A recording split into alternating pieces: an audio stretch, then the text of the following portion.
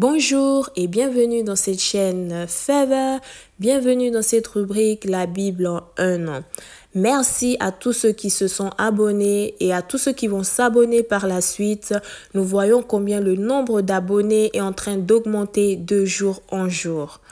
Alors, cette rubrique, la Bible en un an, a été créée afin de nous aider à lire la Bible tous les jours, comme nous le recommande notre Seigneur Jésus-Christ dans sa parole. Alors, je vous invite à prendre vos Bibles et je prie que le Saint-Esprit puisse nous parler pendant ce moment. Bonne lecture à tous.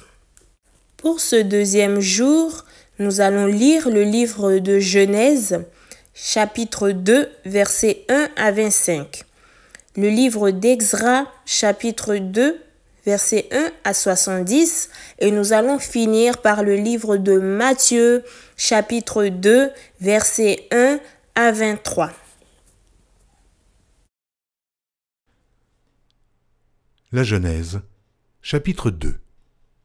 Ainsi furent achevés les cieux et la terre, et toute leur armée.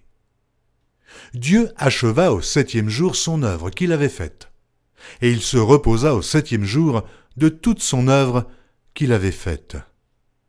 Dieu bénit le septième jour, et il le sanctifia, parce qu'en ce jour, il se reposa de toute son œuvre qu'il avait créée en la faisant. Voici les origines des cieux et de la terre quand ils furent créés.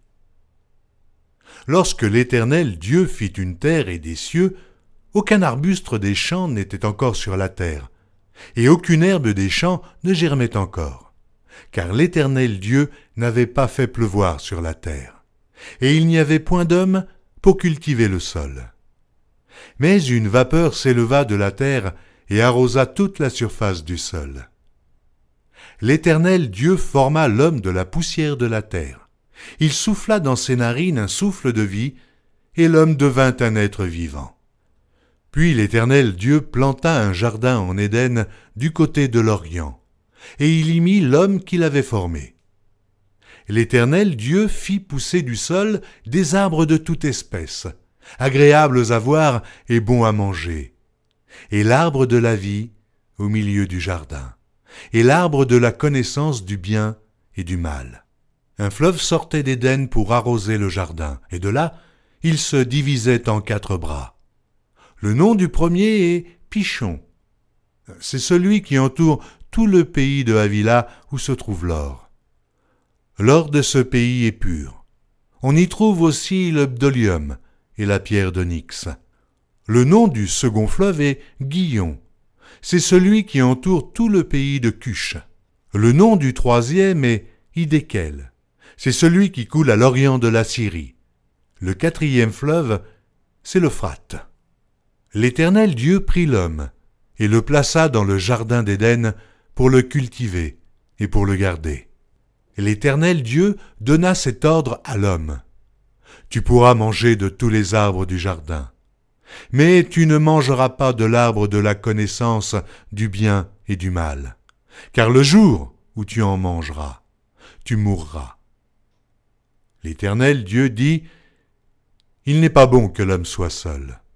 Je lui ferai une aide semblable à lui. » L'Éternel Dieu forma de la terre tous les animaux des champs et tous les oiseaux du ciel, et il les fit venir vers l'homme pour voir comment il les appellerait, et afin que tout être vivant portât le nom que lui donnerait l'homme. Et l'homme donna des noms à tout le bétail, aux oiseaux du ciel et à tous les animaux des champs. Mais pour l'homme, il ne trouva point d'aide semblable à lui. Alors l'Éternel Dieu fit tomber un profond sommeil sur l'homme qui s'endormit. Il prit une de ses côtes et referma la chair à sa place. L'Éternel Dieu forma une femme de la côte qu'il avait prise de l'homme, et il l'amena vers l'homme. Et l'homme dit, « Voici cette fois celle qui est os de mes os et chair de ma chair. On l'appellera femme, parce qu'elle a été prise de l'homme. C'est pourquoi l'homme quittera son père et sa mère et s'attachera à sa femme, et ils deviendront une seule chair. » L'homme et sa femme étaient tous deux nus, et ils n'en avaient point honte. Esdras, chapitre 2. Voici ceux de la province qui revinrent de l'exil. Ceux que Nebuchadnezzar, roi de Babylone, avait emmenés captifs à Babylone, et qui retournèrent à Jérusalem et en Juda, chacun dans sa ville. Ils partirent avec Zorobabel, Josué, Néhémie, Séraja, Reélaja, Mardoché, Bilchan, Mispar, Bigvaï, Réhum, Baana. Nombre des hommes du peuple d'Israël, les fils de Paréosh, 2172. Les fils de Shephatia, 372. Les fils d'Arak, 775. Les fils de Pachat-Moab, des fils de Josué et de Joab, 2812. Les fils d'Élam, 1254. Les fils de Zatu, 945. Les fils de Zakaï, 760. Les fils de Bani, 642. Les fils de Bébaï, 623. Les fils d'Asgad, 1222. Les fils d'Adonikam, 666. Les fils de Bigvaï, 2056. Les fils d'Adin, 454. Les fils d'Ater de la famille d'Ézéchias, 98. Les fils de Betsaï, 323. Les fils de Jora, 112. Les fils de Hachum, 223. Les fils de Gibar, 95. Les fils de Bethléem, 123. Les gens de Netopha, 56. Les gens d'Anatote, 128. Les fils d'Azmavet, 42. Les fils de Kirjatarim, de Képhira et de Behéroth, 743. Les fils de Rama et de Geba, 621. Les gens de Michmas, 122. Les gens de Bethel et d'Aï, 223. Les fils de Nebo, 52. Les fils de Magbish, 156. Les fils de l'autre Élam, 1254. Les fils de Harim, 320. Les fils de Lod, de Hadid et d'Ono, 725. Les fils de Jéricho, 345. Les fils de Senaa, 3630. Sacrificateurs. Les fils de Jedaïja, de la maison de Josué, 973. Les fils d'Imer, 1052. Les fils de Pashur, 1247. Les fils de Harim, 1017. Lévites. Les fils de Josué et de Cadmiel, des fils d'Odavia, 74. Chantres. Les fils d'Azaph, 128. Fils des portiers.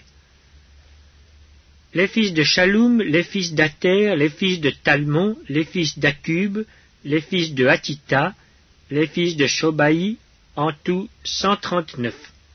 Nétiniens.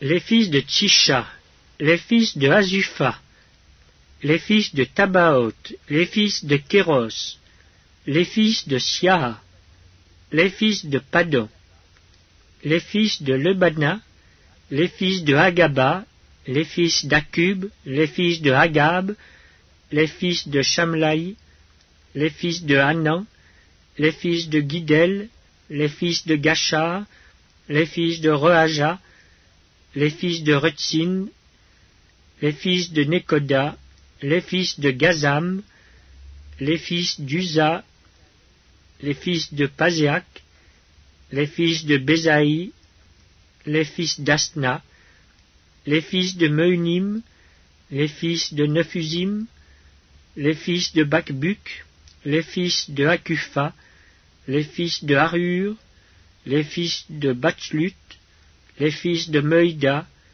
les fils de Harsha, les fils de Barkos, les fils de Sisera, les fils de Tamak, les fils de Netziak, les fils de Hatifa. Fils des serviteurs de Salomon, les fils de Sotaï, les fils de Sophéret, les fils de Péruda, les fils de Jaala, les fils de Darkon, les fils de Guidel, les fils de Shephatia, les fils de Hatil, les fils de Pokeret-Hatsebaïm, les fils d'Ami. Total des Nétiniens et des fils des serviteurs de Salomon, 392. Voici ceux qui partirent de Tel-Mélak, de Tel-Archa, de Kérubadan, et qui ne purent pas faire connaître leur maison paternelle et leur race pour prouver qu'ils étaient d'Israël. Les fils de Dolaja, les fils de Tobija, les fils de Nekoda, 652.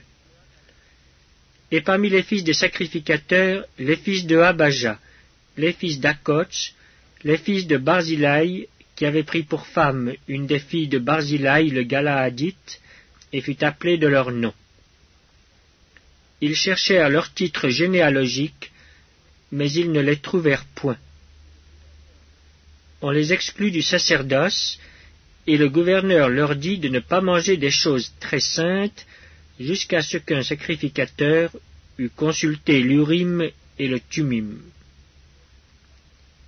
L'assemblée tout entière était de 42 360 personnes, sans compter leurs serviteurs et leurs servantes, au nombre de 7 337. Parmi eux se trouvaient 200 chantres et chanteuses. Ils avaient 736 chevaux, 245 mulets, 435 chameaux et 6720 ânes. Plusieurs des chefs de famille, à leur arrivée vers la maison de l'Éternel à Jérusalem, firent des offrandes volontaires pour la maison de Dieu, afin qu'on la rétablît sur le lieu où elle avait été. Ils donnèrent au trésor de l'œuvre, selon leurs moyens, 61 000 darics d'or, 5 000 mines d'argent et 100 tuniques sacerdotales. Les sacrificateurs et les Lévites, les gens du peuple, les chantres, les portiers et les Nétiniens s'établirent dans leurs villes. Tout Israël habita dans ces villes. Matthieu, chapitre 2. Jésus étant né à Bethléem en Judée, au temps du roi Hérode, voici, des mages d'Orient arrivèrent à Jérusalem et dirent « Où est le roi des Juifs qui vient de naître ? Car nous avons vu son étoile en Orient, et nous sommes venus pour l'adorer. » Le roi Hérode, ayant appris cela, fut troublé, et tout Jérusalem avec lui. Il assembla tous les principaux sacrificateurs et les scribes du peuple, et il s'informa auprès d'eux où devait naître le Christ. Ils lui dirent « À Bethléem, en Judée, car voici ce qui a été écrit par le prophète.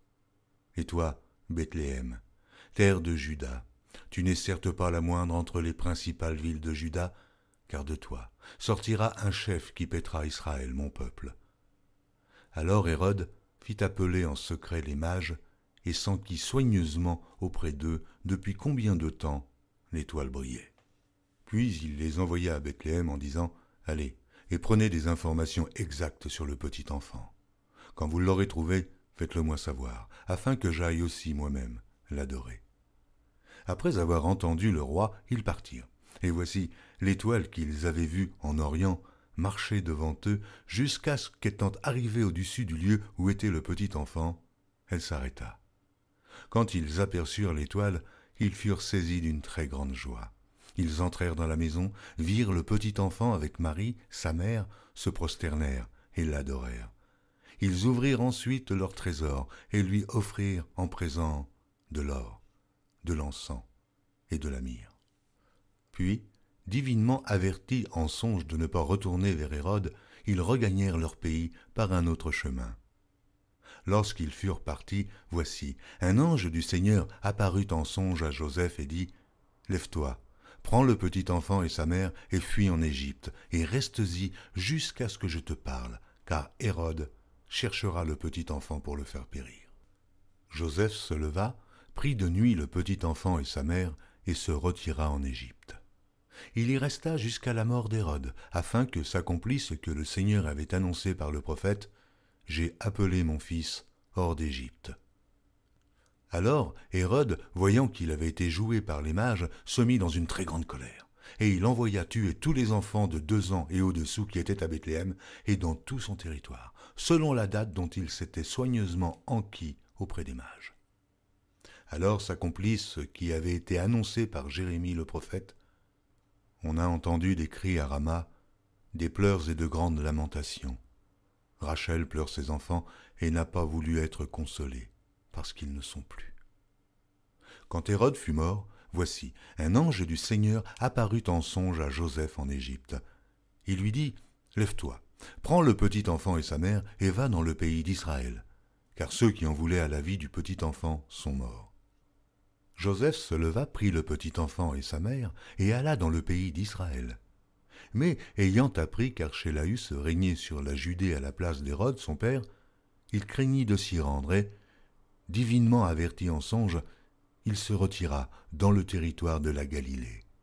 Il vint demeurer dans une ville appelée Nazareth, afin que s'accomplît ce qui avait été annoncé par les prophètes, il sera appelé Nazaréen.